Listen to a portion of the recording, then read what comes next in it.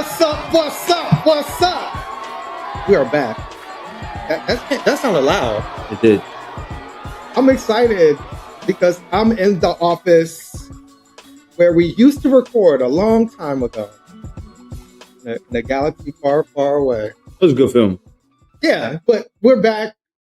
You know, I feel the energy, even though, and I feel Miracle's energy, even though she's not in the room.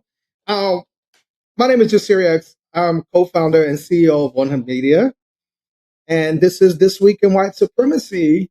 And in the middle box, wearing her "We Have a New Progressive Congress Person in Philly, PA" shirt, Miracle, talk your shit. Pop your collar. It's your girl, Miracle. AKA Big Blessing with the Big Blessings. You know, just it's a miracle. Starting this Memorial weekend, off right, I've been walking in the memory of my ancestors, fighting for freedom, doing the things that we need to do to build liberation, just another Tuesday, just a very chill Tuesday. Miracle.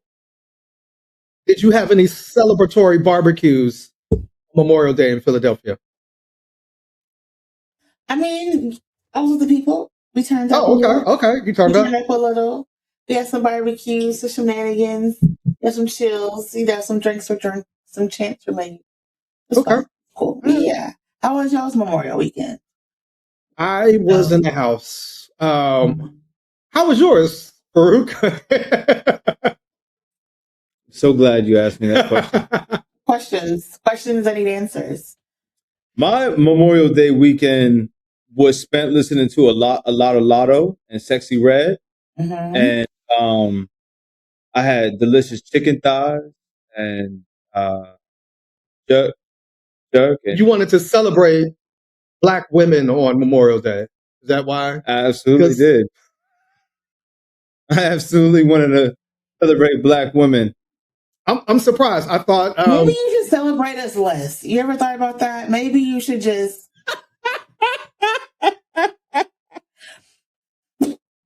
How do you celebrate yourself? How did you ever? Actually, you know what, Miracle? I was in the midst of being celebrated. That's so funny. I was in the midst of being. But how can he be God's punishment to Black women if he's not celebrating? Like, you know what? Maybe define another group of people. Oh my God, man! Listen, I thought your acronym today would be Saeed as Iceman Drake. Wow, you put more thought into it than I did. I didn't even think about that. I didn't even go there. No love for your Canadian brethren. Do not conflate us, man. You know what? This is what I will say. Congratulations on more records. Congratulations on more numbers. Congratulations on more views. I don't know what else to say. I haven't listened to the project yet, but Toronto, man. Toronto versus everybody. Yeah, there is a whole conversation about how Drake's fan base has grown increasingly racist. You know, I seen someone say that, and I was like, that's a very fascinating thing because I don't know who Drake's fan base is today. Well, I know one guy that we both know who capes hard for him. That is true. You know what I mean? And I was like, I've never been that vehement about an artist to where like I hang on their life choices impact me as an individual. The White House used his glove. That was crazy. To promote MAGA. They said his rollout was killed by Kendrick and Donald Trump. Oh. Yeah. Interesting. Yeah. I mean, Toronto, man. I don't know. Yeah. I don't know what to say. Toronto. Well, you know what? Large up to the Toronto Temper. A WNBA team? Yeah, large up. You could argue that Drake and Donald Trump have some real similarities. Because if you listen to Iceman, there's a lot of revisionist history. Really? On the Iceman project. Yes. Drake. I just want the record to show, Miracle, before you go off on some bullshit like you usually do. He listened to it and not me. Oh, shit. So I just want to point out Drake dropped and both of y'all came in here matching. And your light skin splendor, and I'm just Jesus Christ. I didn't even know he was gonna be here. And you know what? Can I air my dirty laundry out right now? Can I just be a messy bitch right now, Miracle? I wore this shit last night. This is my walk of shame clothes. Okay. Oh wow. So I mean, I don't know what you. Celebrate Black women less. Okay. I'm freshly showered, Miracle. I took a shower. I just put the same shit back on because it was on the floor. I don't know what to say. But if you, No, and it's funny because does our audience listen to Drake's Ike Man? I don't know. But yeah, it was a lot of, revising of the battle between him and Kendrick, and him saying he never took a loss, and him kind of re-dissing Kendrick. And what we're seeing now, and we've been seeing it, but specifically now with Donald Trump and his new slush fund, is this rewriting of what happened on January 6th. That was an amazing segue. Come on, bro. That's what I got. Ice, slush. I see what you did there. I see what you did there. Come on, let's go. Yeah, that's fantastic. Yeah. He does this for a living, ladies and gentlemen. Trump is Iceman if you look at how he's using Ice, his private police force. Right. So yeah. Anyway, there is this revisionist history. So Donald Trump was suing the IRS for $10 billion. And it's wild to look at how Trump views the government as a whole. He's viewing the United States government as he's in control of everything. And there's no checks and balances, and he can do whatever he wants. Because if there was a scenario where Joe Biden or Barack Obama sued the IRS after making $4 billion, these white Republican conservatives' heads would explode. So you're saying if I'm Drake making X amount of dollars off his previous deal and then suing his record label, is that the parallel you're drawing? Hey, bro. Yes. I'm not going to lie to you. Yes. Yes. I'm not going to lie to you. Hey, brother. Donald Trump still won't admit he lost the 2020 election. I'm not going to lie to you. We saw Drake humiliated in front of the world. What did he say? The Super Bowl. Motherfuckers never loved us. Worst behavior. Worst. What was the us you were talking about? Man, they both got OVO, MAGA. I don't. I mean, crazy. So Trump is November's very own. Drake is October's very own. Wow. Trump is born in July, but he won the election in November. Oh, okay. Trump's a Cancer? That makes a lot of sense. Yeah. Takes everything personally. That makes a lot of fucking sense. Well, so instead of Trump getting $10 billion, now mind you, to add on top of the $4 to $5 billion he's already made. Oh, June 14th. Oh, okay. As the president. Okay, Gemini. That makes way more sense. Way more sense. Okay. So could you see Drake performing at the White House? Did he say something about he gets booked in states with Confederate flags? Did he say that on the album? Because I seen that was something that some people were drawing a lot of. He was drawing a lot of criticism for. He has some other average bars. However, now Trump settled with the IRS, and instead of them giving him $10 billion, right? One, I thought this was interesting that they said he cannot be audited forever. Like him and his family. This nigga just won. He knew he wasn't going to win. That was what he was trying to get. That was the long game. Like, yo, here's the thing, right? We chat a lot of shit about Donald Trump and bitches. Who's in control, right? Is it the ego? Is it the brain? In my opinion, that was a gangster intelligent move right there. He knew, like, yo, his team of lawyers, however he paid them, man, was like, yo, if we sue them for some astronomical amount, we can at least tie them up with the legal fees. His lawyer is now the head of the Department of Justice. His personal... He walked them niggas down. He walked them man down, bro.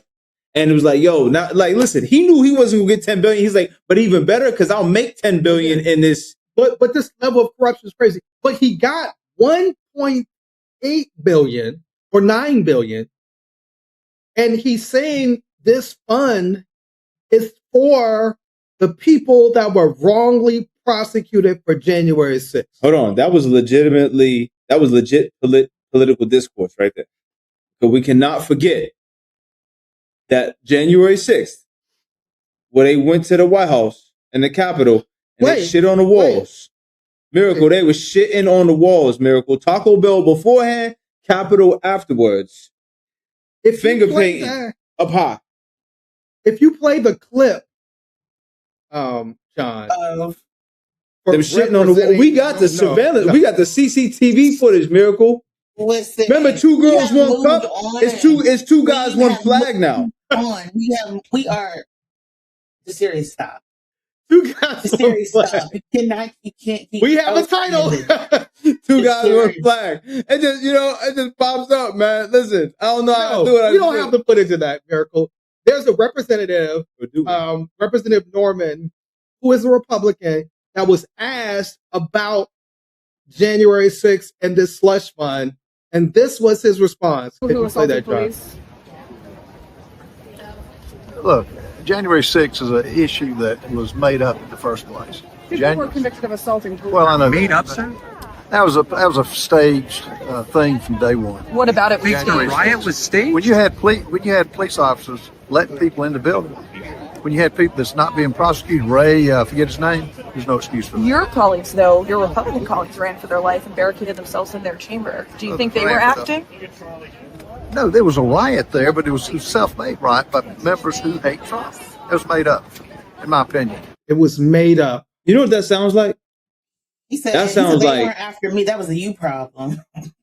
Not only that sounds like expert level gaslighting in a manipulative relationship. Yeah. There's a lot of like domestic violence tropes in this Trump administration that just like everybody portrays. It's crazy. It's crazy. Do you Miracle, you are a lawyer. These cases were tried. The January 6ers were found guilty. None of them, I believe, successfully appealed. Now they're going to get, they were pardoned by Donald Trump. Now, and many of them who were pardoned were rearrested. Many of them were rearrested on crimes involving minors and sex. It tracks with this administration. Is this going to happen? Are these people that we've watched on 4K take American flags and beat police officers, and apparently that caused them to have, some of them to have some stomach aches? We won't get into that. Stomach aches. Is this going to happen? Are they going to get this money? So I think it's being debated, and we have to go back and look at what the final wording is, because now I think they're trying to expand it to anyone who's been arrested for protesting and organizing, but probably not. If Trump was smart, they'll do this application and they'll put all their personal data on the governmental database, and for some reason they'll be denied. So you don't think a scam? Do I think a scammer is going to scam? Yes. What's the new song that's popping right now? Where am I scamming? Is that in the White House? Because you got to think about a lot of these, and this goes back into like when we were fighting for student loan forgiveness. The idea of like everybody gets student loan forgiveness, but you have to apply. The reason you have an application is because you're going to weed out people who can't get the money. So I first see them saying like, "Oh, you can get it, but like if you're one of these people who have these other charges, like you can't go, or you can get it if like the January 6th thing was your only charge and you were convicted and you have receipts proving like what you lost." There's just ways around it, but I don't think there's going to be a blanket, because if there was a blanket slush fund, he would have just given the money, like how you just give it to these billionaires and you give it to Elon Musk. If he was going to give them the money, they would have already had it. Well, we have a clip that said that the Republican Congress people, I guess, in some way voted to include themselves in being eligible for this $1.9 or $1.8 billion slush fund. Do you have that clip, John? You are not going to believe this. Last night in the Appropriations Committee, I offered an amendment that it would exclude any elected official from getting a payout from the judgment fund unless there's a court order. Now, you probably have heard that the president tried to sue his own IRS for $10 billion. He then brought in his own criminal defense attorney to run the DOJ, and now he's settling with the DOJ. Think of that. The president's settling with his own criminal defense attorney for $1.776 billion, a very, very important number because it directly pertains to 1776, which so many of the January 6ers see as a show to them, a sign to them that they're going to get part of this $1.8 billion. Yeah. It's absolutely reprehensible. But what I did last night, because we were talking about the legislative branch appropriations bill, is I offered an amendment to exclude anyone from the legislative branch, including members of Congress, but also to exclude the president, the vice president, from being able to collect themselves. And Republicans all voted, who were there, they all voted no on my amendment, meaning, in fact, that they voted to allow themselves, to collect from the January 6th slush fund. That, my friends, is a disgrace. Of course they did. You know what this is like? It's like King of New York. You guys got fat while we starved. If a nickel pack is sold in the park, I want in. Trump is going to get, like, this is what I said earlier. Like, yes, he has these moments, the overwhelming majority of the Trumpisms are fueled by idiocracy and ego and, whatever else you want to attribute it to. This was a stroke of evil genius. Like, this was absolutely a calculated and evil, but intelligent move by Donald Trump. I mean, he's at a point now where he's just doing whatever he wants. Of course. I mean, but he's been doing that. But his popularity is at an all-time low. Not according to him. Well, apparently, according to him, his popularity in Israel is 99%. That's what counts, right? And he said he's going to go be prime minister when he's done being president. Can he go now? Like, yeah. Do we have a flight for him to catch? Go where you're loved. Yeah, go where. Hey, that's what I did. Jesus. You know what? I blame myself because my discernment was off. I blame myself. Like, I shouldn't even be here. It was my fault. This top-down lighting is not flattering to me at all. I look crazy. So anyway, so in this revisionist history of January 6th, our man, or your man, why my man? Donald Trump took to Truth Social and said the Biden FBI placed 274 agents into the crowd on January 6th. If this is so, which it is, a lot of very good people will be owed big apologies. What a scam. Do something. President DJT. Why does he always sign his shit that way? Like, we don't know it's coming from him. Well, I'm kind of glad he signed this one because on January 6th, they shit on the walls. Right. Obviously, these agents had some type of. I would say the agents had stomach bug. I don't know what they have, man. But the issue was that Joe Biden was not the president on January 6th. On January 6th, the president and the head of the FBI was Donald J. Trump. So how could Joe Biden who had no legal presidential authority. How could he? I think you just did you just answer your own question? Anyway, continue. But also, would those agents be available? Would they be able to get some of the 1.9 or 1.8 billion dollars? They also, the DOJ also, they wiped the website. So they took out all of the news releases about January 6th criminal cases and about the criminals they convicted from their website. So it says the Department of Justice is acknowledging it has removed from its website news releases about criminal cases related to the January 6, 2021 riot, calling the information about prosecutions partisan propaganda. Oh, okay. Again, I mean, Miracle, we can clearly see this is just a level of revisionist history. We have the video. We have you all in 4K doing this. We saw the criminal convictions. There was no appeals. We've seen people that he pardoned go back to prison.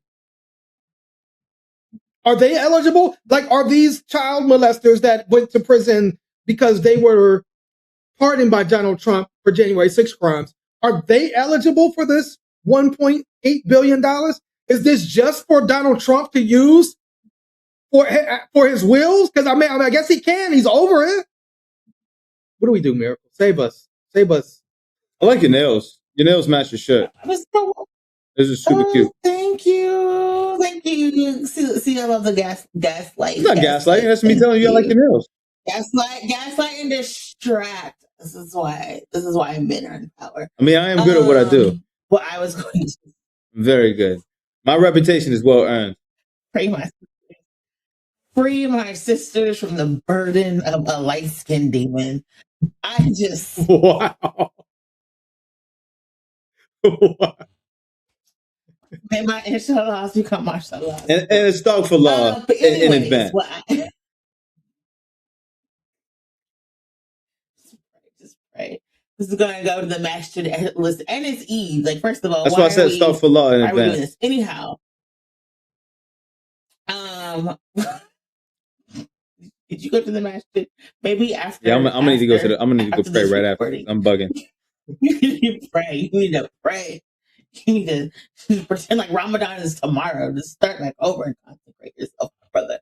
But anyways, what I would say is no. I don't think that. I think this is basically a scam, in my opinion.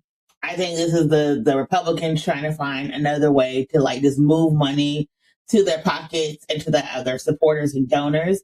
But obviously they're applying, so they're going to weed out people who are problematic. They're going to try to weed out these people who are racist. They're going to weed out people who are actively committing crimes so they don't get the money. Like, whenever you have to apply for something, it's like literally just weeding out people you don't want to engage in or talk to. That's like the root of the issue. But like, no. And also, yes, because like, if you have organized, if you have protested, you know that the police are often in these protests. You know, they're always undercovers in any mass event, any mass uprising. Even when you ask police not to show up, the police are there, right? So, am I mad? Like, is this the ends justify the means type situation? Perhaps. But like, if we are going to really relitigate January 6th, do they have to have hearings for this, for the situation? Is Congress going to go back and frame by frame go through what happened on January 6th for these appropriations? That's what I'm going to be interested in. And if so, do we get the FBI director being like, it is our past practice that when people show up, there we are also. Like, I'm very curious about like how all this is going to play out, because I know they're still like arguing back and forth, but like, I would be interested, do Democrats get to apply for this? AOC talks about, being in the bathroom and running. Like, Does Nancy Pelosi get something then because they was mashing a desk up? Who, like, you know what I mean? Who else's offices were vandalized and who was assaulted during this time? Mike Pence, because they were trying to lynch Mike Pence. He probably still waking up nightmares. Man, listen, traumatized, bro. What if Mike Pence gets like the biggest payout out of all of them? Like that's going to be interesting about like who applies for what.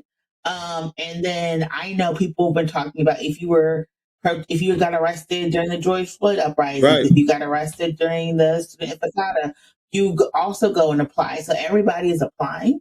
So it's going to be very interested to see like who gets the money and why, and then what they use the money for. Because like, do they apply it and their attorneys get it for their attorney's fees? And Miracle, I think you brought a great point about the FBI involvement. Is this like COINTELPRO in reverse? You know, you posted a clip, Farouk, about how white people are speed racing through their civil rights moment. And it's quite impressive. It's nothing short of impressive. Very impressive. Can you play that clip for us, Jacques? White people saw one Honey Nut Cheerios commercial and then speed ran oppression. They had their Jim Crow era, their crack epidemic. They had their Black Panther Party, which was also dismantled by the government. And by dismantled by the government, I mean the government hired them to be ICE agents. They had their March on Washington, which led to their civil rights movement. They even have their folk heroes. They have a Dick Gregory, a Rosa Parks, a Martin Luther King. And on top of all of this, now they're going to get reparations. Gang, y'all did it, man. Roll the credits, gang. Y'all did it, bro. That's tight as fuck, bro. Like, and it took them, what, 10 years? I mean, they did it. They did it. They did that shit, man. They did their big one. And you know what? They get reparations before we get reparations. Wow. Now what do you think about it? Because remember, when we asked, it was like, we ain't got no money. Right. Right? And I have a question. Oh, yes, please. And then I want you to think about this critically, because it's funny. And this is for both of you, but this is a serious question. At this juncture, okay, could there be anything offered by the United States government that would satisfy the harm that you feel as a Black person? Is there anything that could be done at this juncture? Answer, please, because I know that's a funny question, but I legitimately am asking this question. Yes, reparations, Medicare for all,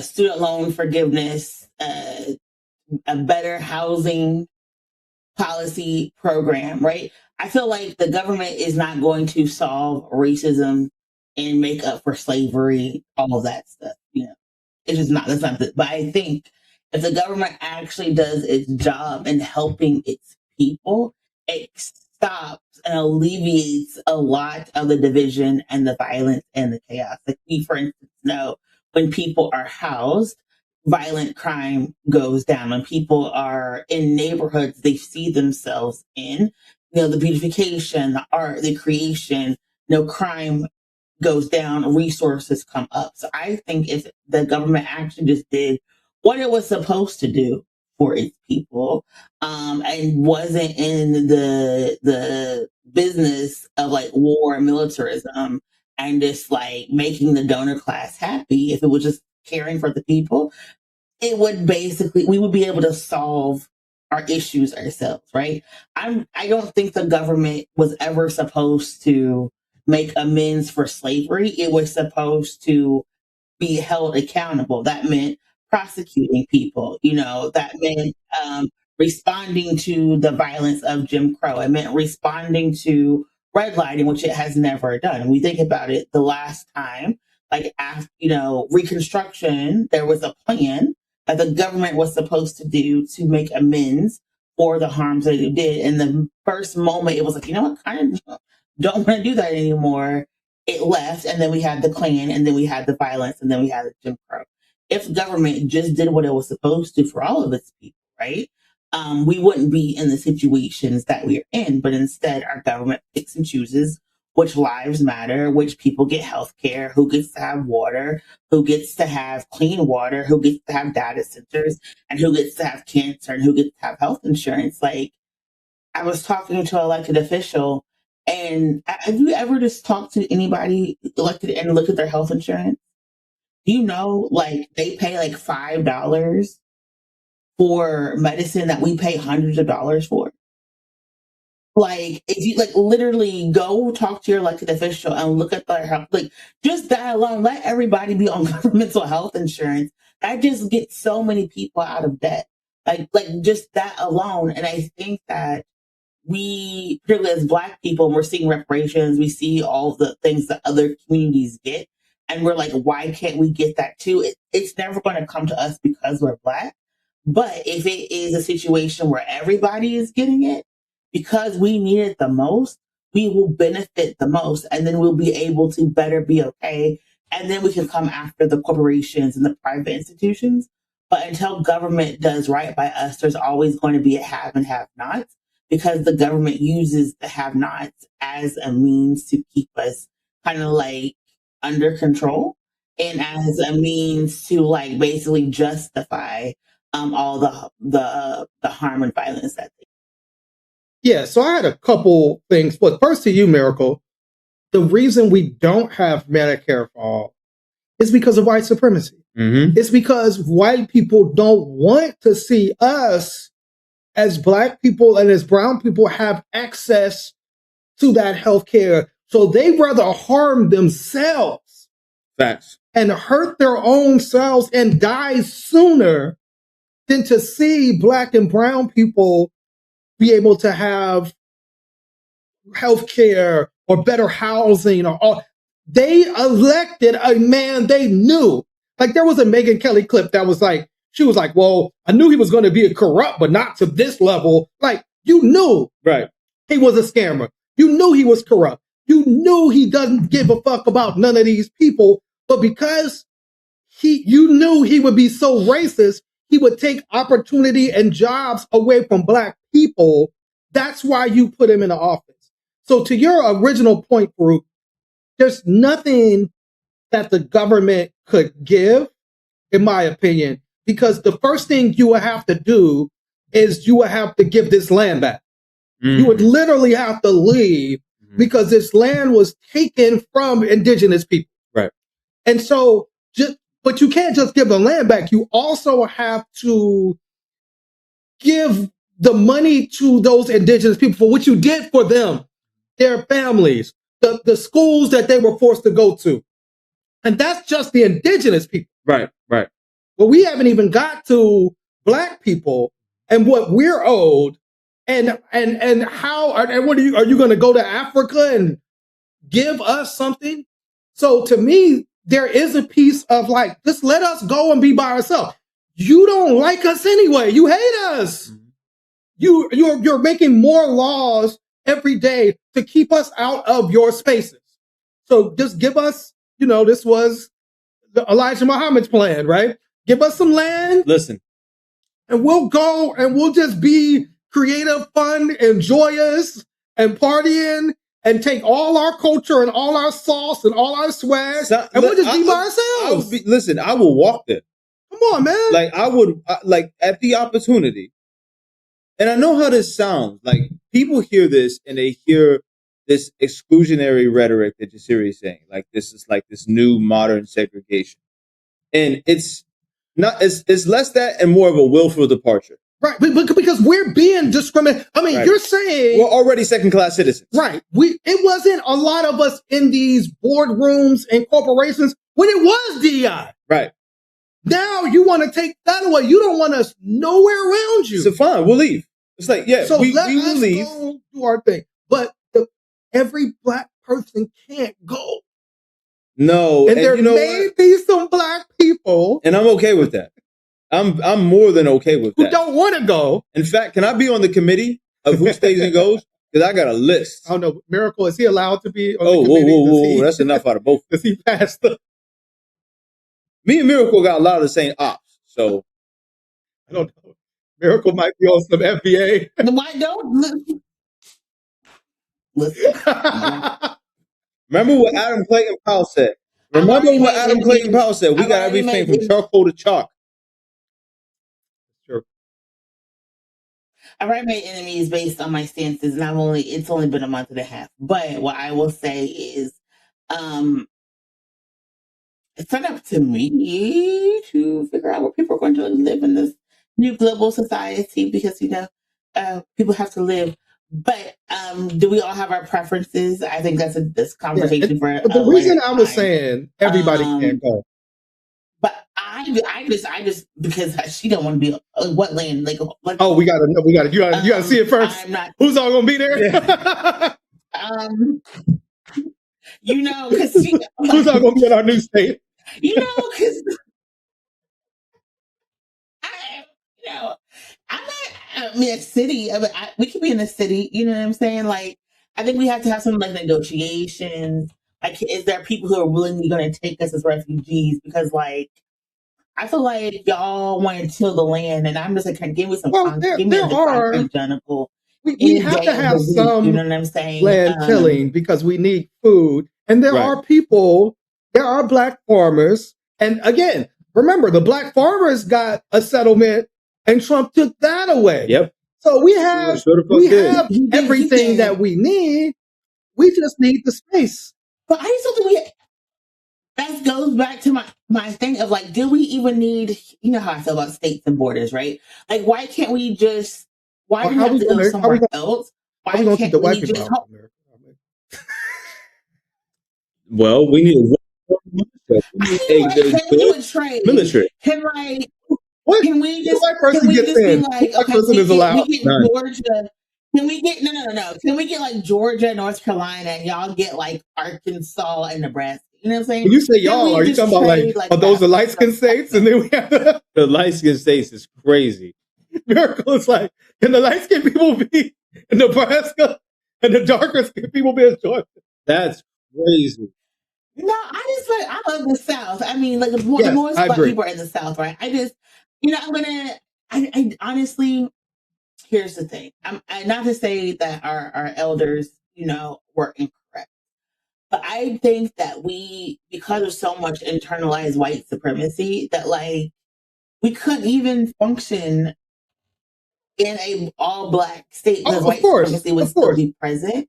And so I don't, this great utopia that you are creating. I feel like there has to be some type of check. Again, like I said, I was saying everybody can't be there. And I was saying that based on one of the things we hadn't talked about was this.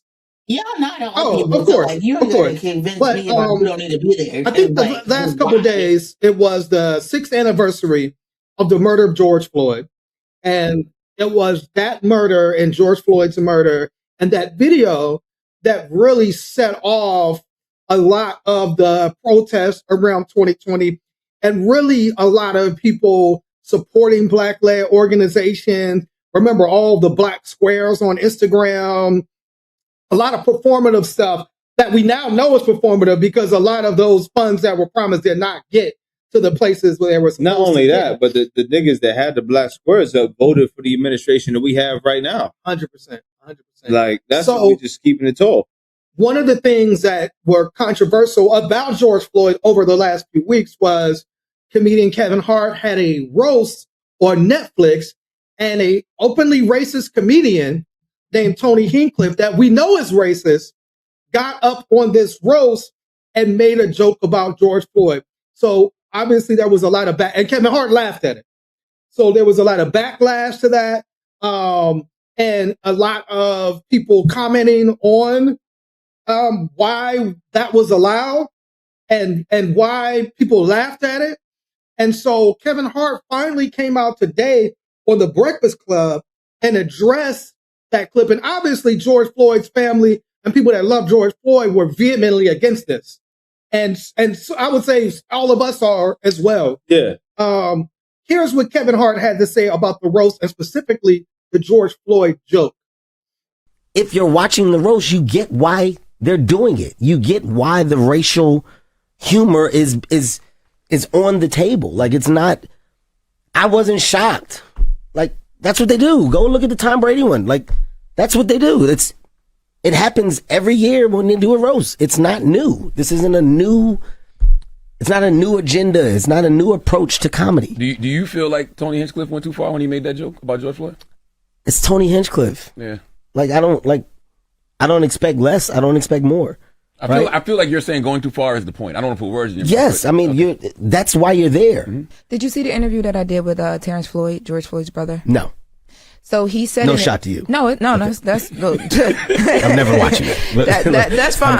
I just want to be clear. I'm never watching that. Like, I only brought it up. Even now that you told me, I'm not going to go back and go look at that interview. Because he's a fan. I just want to make it clear so you understand what I do with my time. Like, I'm never doing that. Okay, go ahead. I just asked because he's a fan of you. Mm-hmm. He saw the joke and it picked up pretty big. So I didn't know if you saw it, but he basically said, like, as a fan of you and knowing that you came to the funeral to support his family, even though it's a roast and Tony, that's what he does, they expected you to kind of be the person that would like stop it right in the moment or just not allow for certain things to happen. And he also said he wanted you to come harder. He said if they're going to joke, why you ain't come harder with your own jokes? All right. Racist jokes, I guess. This is actually a good thing to give a rebuttal to.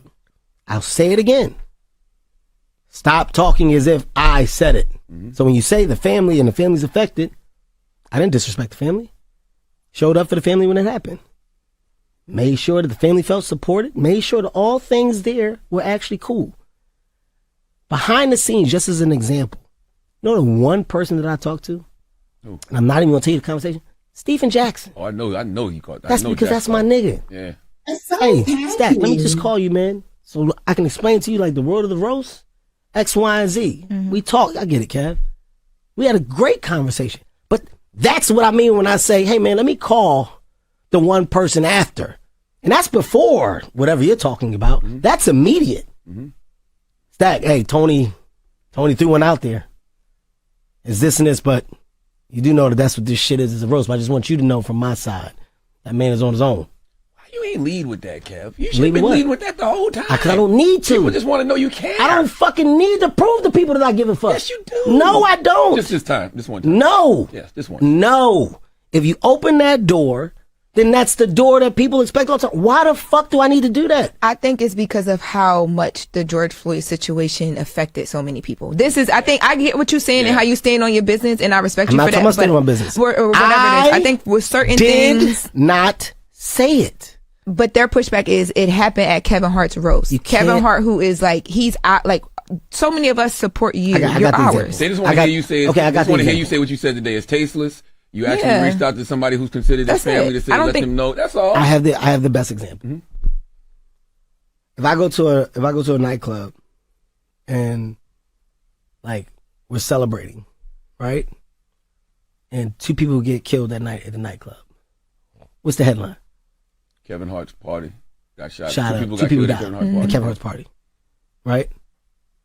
People may say, I'm not going to Kevin Hart's party again. Man, you can't go to Kevin Hart shit. Kevin Hart shit ain't safe.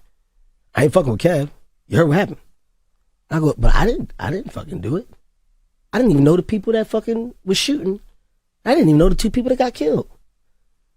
That's the nature of being the name. Your name is attached to things to make things bigger. What is my fucking... I didn't shoot the gun. Why am I arguing and why am I doing interviews after? Why were they in your party with guns? But who knows? I don't work the metal detectors. I'm not the security guys. The club does all that. I don't have those answers. Do you understand what I'm saying? Like the responsibility it starts to compile as if I'm the one in charge. We are not in charge of the dialogue from anybody on that stage. If Tony calls you right now and says, man, Kev, man, I was out at the comedy club, man, and man, this dude, man, who said he was George Floyd's brother, smacked the shit out of me. You gotta deal with that. Yeah. This is not bad news. What do you want me to do? Yeah. but again, I think... What do you want me to do? Really?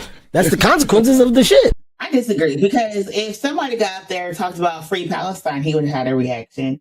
If somebody got up there and talked about, like, assaulting the president of the United States, he would have had a reaction, right? So it is what you care about and what you think is funny. Like, there is racialized humor. There's so much humor that happens in comedy. There's dark humor. I go to comedy shows all of the time. I was at a comedy set where this man, his whole entire set was just like sexual assault jokes. And by the 20th one, we were like, bro, you gotta, we feel uncomfortable, you gotta stop. And he was like, I gotta, like, we literally as the audience were like, yeah, you can't, this is not about to work for us.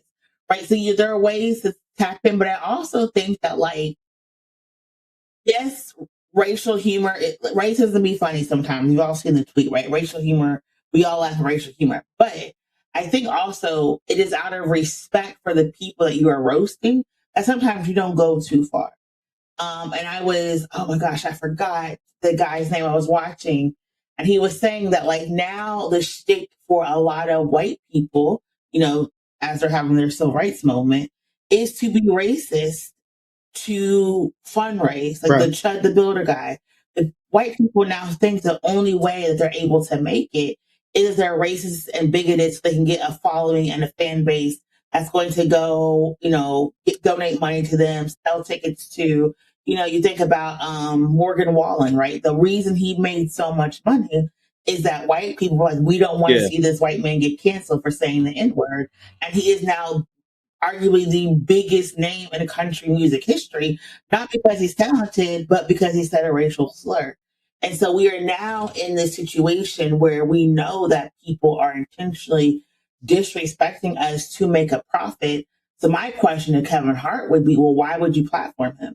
If you know what type of jokes he is going to make and you know what type of audience he is going to bring, why do you want to be associated with him? Unless you want the controversy, unless that's how you want to make your money. And if that's how you want to make this, say that, just be like, listen, racism sells. We come to cover.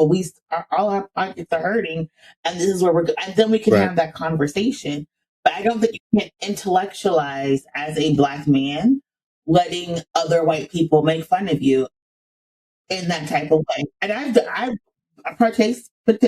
participated in roast. You don't have to have racial humor. You can make fun of the way somebody shows up in the world. You can make fun of people's politics. You can make fun of people's food. There's so many things that you can roast a person for, you know, outside of their identity. So I think also sometimes racial humor is just like lazy punching down jokes that people just use when they have like nothing else. They're not that creative.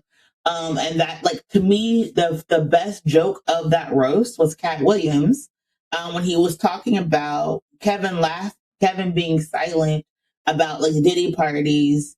That joke that way he landed is like, that's not a proof that he did something. It's that his quietness is proof that he did something. And that was like a brilliant joke that, you know, I just love Cat Williams, just, you know, in general. He was my favorite person of the clips that I saw. I just didn't think that the other jokes were necessary. And I think that like the Tom Brady, even Trump's roast wasn't even as racial as this one was, which is a weird thing to say. For our audience that doesn't know, the Chud the Builder was a white man that was going around purposely trying to antagonize Black people, calling Black people the N-word, making monkey noises. And when a Black person approached them, shot this Black person, shot himself, and is now, you know, in jail awaiting trial. I think he has like $1 million bond. So again, like you said, he became famous by going around and specifically antagonizing Black people and trying to get this reaction out of Black people. To me, this is exactly the type of comedy that somebody like Tony Hinchcliffe, if that's his name, does. So you made the point that I wanted to make. It's a Kevin Hart production. Why would you put a man that you know is openly racist and does openly racist jokes in your production?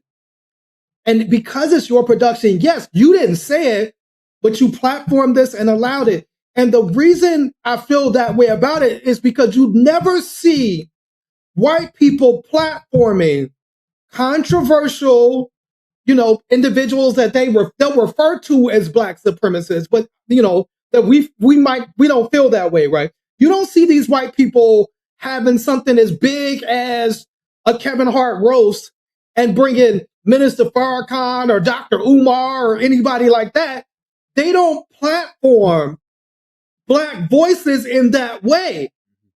But it's us.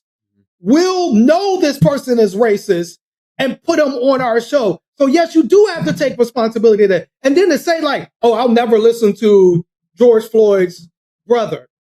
I'll never listen to that interview. And it's like, you know, it really to me shows you his mentality. That was the worst part of that clip. When he says, I'm gonna let you know what I do with my free time. Right. Right. That was the biggest fuck you to like, oh, if we're gonna have an objective conversation about the roast, everything you just said was everything I possibly could have wanted to say, in addition to with Miracle. I'm someone who appreciates cruel humor. I'm someone who appreciates punching down in a lot of aspects. Like I like troll humor to an extent. When we're talking about a collective national moment as Black people, that succinctly, you just can't let that shit slide, right? I know the brother from the Grits and Eggs podcast had a great take about this, you know what I mean? And the same standard that we're asking Kevin Hart to respect, all the other Black comedians up there should have been held to the same standard of like, yo, nah, that right now, we ain't doing that shit. And then to further shit on the family, like Terrence a good brother. Like, yo, large up my brother Terrence, you know what I mean? Like, to have such disregard for what his family is experiencing.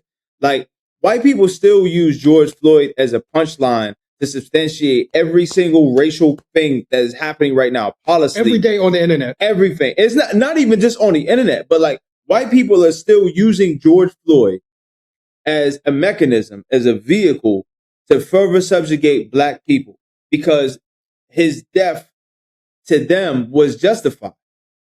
So we're not even past the moment yet. It doesn't matter if it was 6 years ago or 6 days ago. We're still dealing with this moment culturally and all of the fallout.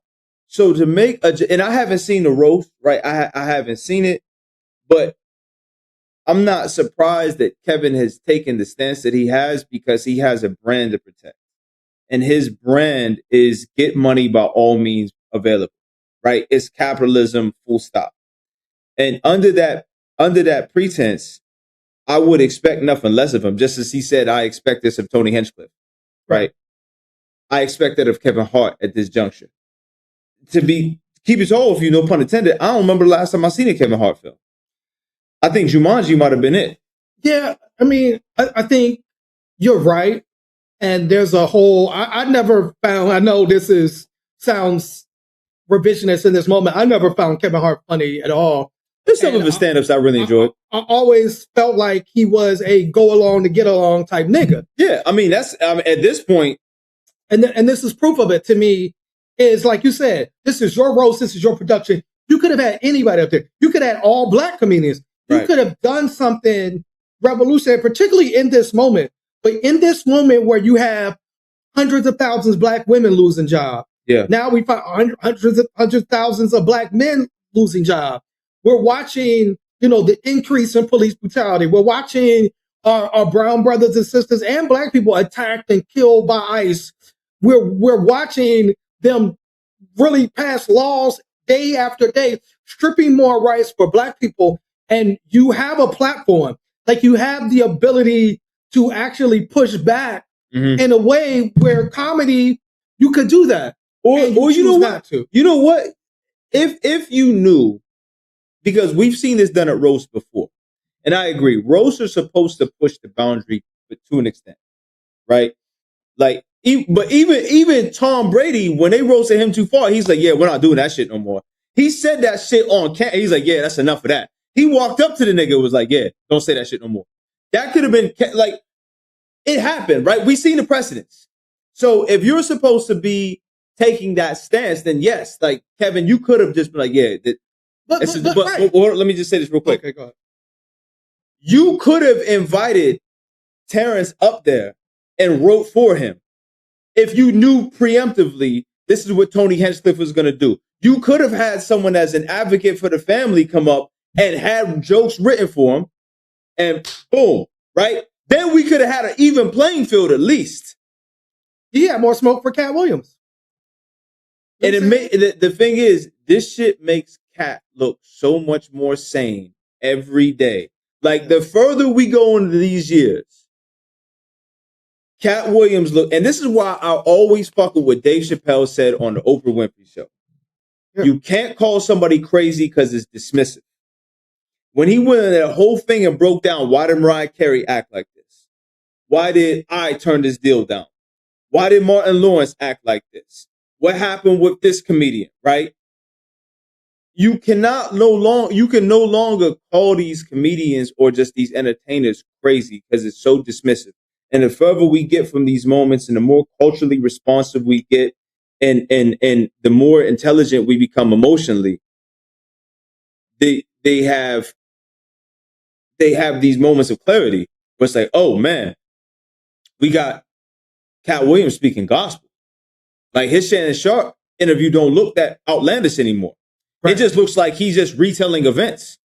You know what I mean? Yeah, yeah. And again, to me, ultimately, it's your production. You're in control. And you chose to invite and platform a comedian that has a history of being a straight racist. Yeah. So once you do that, and it's your production, and this is your thing, which you said, you are responsible for what people say behind that mic. Because you could have invited somebody black, like you said, you could have had, somebody else up there, but you chose to put this man up there and you knew the type of jokes that he was going to do. So you can't tell me there wasn't a situation where Kevin Hart did not know what was going to be said before he got up there. And if somebody did go off script, just like you said Tom Brady did, he could have shut that down. Yeah. But again, he's not built like that. He's somebody that, and again, here we are. One of the stories we want to close with is you had a white teacher. Again, this is the America that we're in right now. We're in an America that's so racially polarizing. Mm-hmm.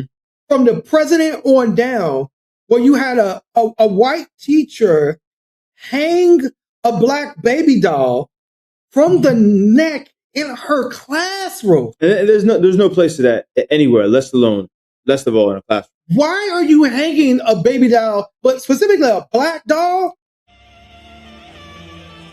So I haven't seen this. I haven't seen this before. Karen Savage. Yeah, the fact her name is Karen Savage. She's in Florida. Of course she's in Florida. Of course Karen she's in Florida. Savage. I mean, we should have known what she was going to do. Would you say, Miracle? This is not a good week for black people going inside convenience stores. Like, it's just yeah. Good. So supposedly she was fired, rightfully so, because why would you hang a black? Why do you have a black baby doll anyway? And then why would you then hang it in front of your classroom when you have black students there? These are questions that deserve answers. Bruv, I fucking hate Earth, man. Like, I don't know how many more times I can say this on a show. I hate Earth. Yeah, it says the video was taken by a 14-year-old student at Barrington Middle School. The student's mother posted the video to social media. Basically, quote, his art teacher took the time to wrap a charger cord around a black baby doll's neck and hang it directly over the classroom television for the entire room to see. Wait, when the children called out this blatant, disgusting act of hate and asked why she hung that doll by his neck, she laughed it off. Her excuse to our kids was that she did it to, quote, get their attention. I mean, that's even worse. That's even what, like, as a former educator. Like, if you don't pay attention to me, I'm going to have to let this doll. Would you say, Miracle? Like, I'm very confused. Very confused. Like, attention in what way? Like, if you don't, like, was she threatening to hang them or something? That's what I'm confused about. Like, what do you? I can recall instances when I was still in education when Trump won the first presidency. We had a teacher who got fired that day, who told our students, "Be quiet because Donald Trump is now president." She told this to a black classroom. I was also in school the same school year where a male teacher asked a 9-year-old, "Why do you have to be a nigga all the time?" Right? And this was a white teacher. It's a white teacher. Yeah. Oh no. He looked like Hoyt from Training Day. Ethan Hunt. There's no place for this shit in a classroom. And it's like, but the thing is, it's like so many of these villainous Karens are teachers. A lot of these children's first experience with racism, evidently, is from within the classroom, is from the person at the head of the classroom. And it always is just so fucking insane to me that these teachers choose, because you do have a choice, right, to teach in black school districts. You can comfortably take that racism in another place, and you're free. You will be completely free from any type of penalization if you just went to a white school district and did that shit. But instead, you want to go to black school districts, right? And this is such a frustrating thing for me as a former educator, because it just doesn't stop, right? And enlarge up to them students who had the foresight to record that shit. And this is further reason why we do not need to take phones away from students in school days, right? You can document shit like this because these teachers get away with so much, so many things that is so harmful to our children, right? And by taking this device away from then take it away from the teachers also, right? If you're going to do that, but we're not, you're not protecting the students from the racism, from these things, from the predators that are in this school. And I'm not even talking in a sexual sense. Some people are racial predators. Like, this is what makes some of these teachers get up and go to bed in the morning, because they get to go to these school districts and terrorize these children, right? That's how they get their shit off. So I say this again, when it's time, as school is coming to a close for the summer, parents, get activated. Look at these student handbooks, right? Challenge your school board. Challenge your superintendent. Go to your PTA, right? Voice your opinions and the importance of why it is to protect our students, not only on the peripheral, but to arm them with the ability to protect themselves from within the classroom. Right. You all had this other story where it was a woman who had a nonverbal child that they were telling her was acting out, and she put a camera in the child's hair. Oh, wow. Locks. Wow. And it showed abuse from the teachers physically abusing her child. Oh, my days, yeah. And calling her child out of his name. And so you're absolutely right. At this point, we do have to be, particularly in this era where, as Trump, people are emboldened now. Again, there was a time where a white comedian would know, I can't go in front of these black people and say a joke like this because I might get my ass beat. Right? Yeah. Now it's like people, again, we have these white people coming into the black community, videotaping us, trying to actually antagonize us. Yeah, no. So this is a whole new reality, and we have to be prepared for that reality. We do have black excellence. Okay. Our black excellence is, can we give it up for our black Pope? Can we give it up? Pope Leo the Lionheart, man. Our black Pope is doing his big one. Come on, black Pope. Pope Leo the Lionheart. Pope Leo came out of miracle. Pope Leo miracle. He's Creole, man. Out. Creole Leo. And Leo made an historic apology on Monday for the Holy See's role in legitimizing slavery and for having failed to condemn it for centuries, calling the Vatican's record a, quote, wound in Christian memory. The first U.S.-born Pope whose family history includes enslaved people, miracle. Is Pope Leo allowed to come to our hey, Pope Leo, he welcome. He can kick it. He from Chicago. He from, he was kicking it with keeping all of. I mean, that was Photoshop, but yeah, you don't have a comment on.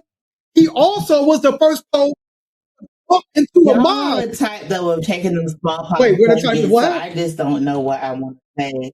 That would have taken them smallpox blankets. Jesus so Christ. I just don't. Let's even end the show know right there, please. Wow. Yeah. No, we actually have some blackmail. Oh, there's one other Black excellence. We want to shout out to Alasia Johnson, a Black student from Pittsburgh. Alasia graduated from high school and community college at the same time. Oh yeah, large up to her. Yeah, large up to her. That's right. So shout out to Alasia. We do have some blackmail and we have some critique. Okay. Do we want to start with the critique of me? Yeah, let's start with me. And then then there's some critique of you too, Miracle. All right. Don't be trying to butter it up. Like, first of all, here's a the man critique. again. And this is from Miss Williams, who is a 68-year-old Black female, according to this is what she writes in her blackmail. Born and raised in the ghetto in New Orleans, I have been living in Atlanta, Georgia for over 40 years. Now, I would say this does not sound how a Black person talks. I would check out as the introduction. I was not convinced. A Black female from the ghetto? I don't know. But okay. But if this is you, Miss Williams. What ward? Like, my thing is, she from the ward. What ward? Like, exactly. She her ward. Exactly. This some chat GPT. I don't want no smoke. This is for the Syriac. This is what this says. And it says, This Week in White Supremacy airing Friday, May 15th. This is for Syriac. As I watch tonight's program, I find it very ignorant of you to find anything funny about the Supreme Court gutting the Civil Rights Act concerning race as a factor in drawing districts. There is humor in many things, but this is not one of them. You are very immature, that's a fact, and you need to grow up. Thanks to Miracle and Farouk maybe for keeping a level head. Now, I went back and watched the show, and I didn't make any jokes about the Supreme Court gutting. I started to joke when we got into the whole 14th Amendment conversation, and I was talking about, we got to work out we're going to be slaves again. So I didn't joke around that.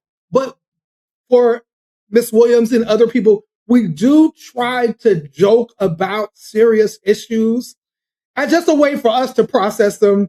So yes, I apologize if my humor negatively affected you, but we try to be entertaining and we try to laugh through the craziness. Yeah, we try to laugh to keep from crying. Yes. That's kind of what we do. Every time you get in trouble, it is true. You laugh. I laugh every time. Black men can laugh. Okay. This is from Marcia Smith. And the subject is Speaker Miracle. I was like, somebody trying to book Miracle. Mm-hmm. Okay, it says, I like listening to Miracle, but please get rid of your long fake fingernails. It's a distraction taking away from your lovely face. Thank you. You know, I actually broke up with a man who did not like my fingernails. That is absolutely, oh my God. You know what, Siri? You are a horrible human being. First of all, do you see how he set me up? He was like, I am going to do this layup. I'm going to be like, talk about me. Talk about my laugh. And then they're going to talk about your Yeah, I was surprised. I love how I dust all the smoke here. Yes, all the smoke. Listen, I've been getting, my mom calls them stripper nails. Everybody hates my nails. My nails bring me joy. I feel like it's just like a little like crayon work of art, just like playful reminder that the world, there's good in the world, and that you know, you can't take some things too serious, and you just gotta like create and imagine, and like use your brain in different ways. That's why I like my nails. I do talk with my hands a lot, and I am trying to like work on being like quote unquote more professional and like using my hands less. So How was your new job? Start seeing my nails less. Oh shit!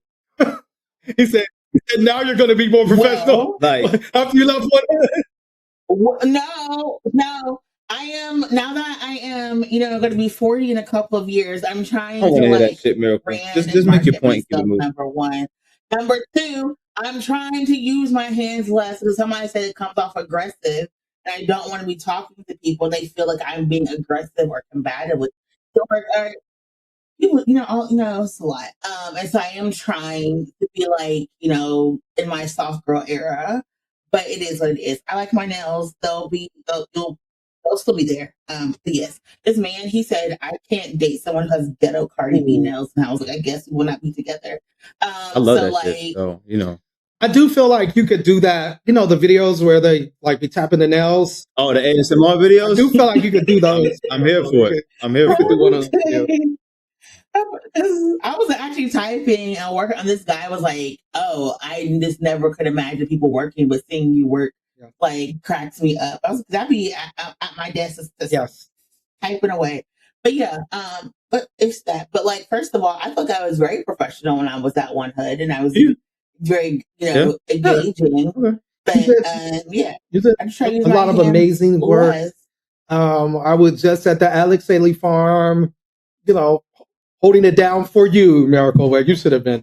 But yeah, and that was based on the work. We have to have freedom and liberation for time. Yes, look at me. Right? And what was wild is the guy who runs the farm was like, "I get your newsletter." So if you want that's dope. Yeah. Email us. It's info@onehood.org. That's the number one. info@1hood.org. If you want to support us and get some merchandise, go to onehood.org and go under new merchandise. Our new website is launching soon. We're super excited about it. And shout out to Free Speech TV who just renewed us for another year. So we'll be laughing and flashing fingernails for the next year. So, for those that rep with us, you know, and this is our white pages, thick and other essays. This is Tressie McMillan Cotton, thick and other essays, winner of the 2019 Brooklyn Public Library Prize for nonfiction and named the best book of the year by NPR and the New York Public Library. Thick. Oh, I'm about to order me a copy because my friend loves saying the word thick. Like, this made me think of you. With that being said, final comments? Okay, so there's been a lot of conversation happening in the Pittsburgh area based off the incident that happened at a local convenience store. So I would say is there is a Black-owned convenience store called Center Ave Market at 2228 Center Avenue in Pittsburgh in the Hill. Go there, support that Black man and that Black family who are, you know, trying to be out here doing good in the community, and just understanding that Black children, you know, Brooke was, you know, at City Council, has been out here a few times fighting for our Black youth. Our Black youth need care, not control. They need community, not control. They need people to show up to give them opportunities and not control. They do not need policing and control and violence. They need care and love and support and opportunity. So please, when you see Black youth, love on them. If you see a dollar or two, give us the Water Boys. If you have a job or apprentice, reach out to, you know, youth, reach out to the public defender's office, ask if you can like take on some interns from the kids who are going through the juvenile justice, you know, system. Reach out to, you know, your local public school to see if you can hire, you know, some seniors and juniors during the summer months. Just give as much opportunity to young people who are dealing with AI, learning loss, and just like violence from all over. And these opportunities to enjoy summer and survive summer. So yeah, support local Black businesses and support these kids. Final words? The old protect the young, and the young protect the old. This is the way. All right. So until next time, this week in White Supremacy. Peace. One Hood, y'all.